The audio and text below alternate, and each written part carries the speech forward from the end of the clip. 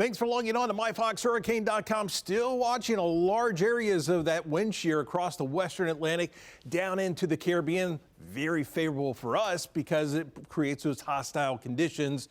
So you continue to see this in some of these areas that you would typically expect to see development this time of the year, but conditions there just not conducive. But as you look further out into the Atlantic, we're still seeing those lighter winds, but that's the area that we've also been seeing a lot of that dry Saharan dust, that dust coming off the coast of Africa, and you see what it's doing.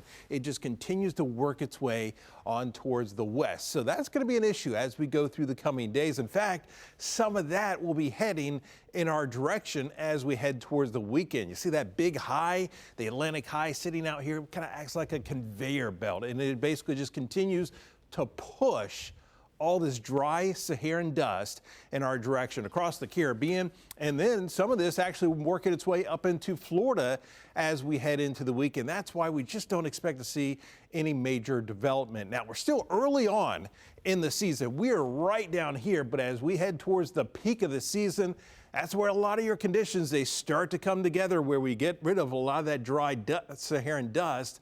We have the warm waters, we have that lighter wind shear, so everything's still pointing to a big ramp up in that activity as we head towards September. We'll keep you updated right here on myfoxhurricane.com.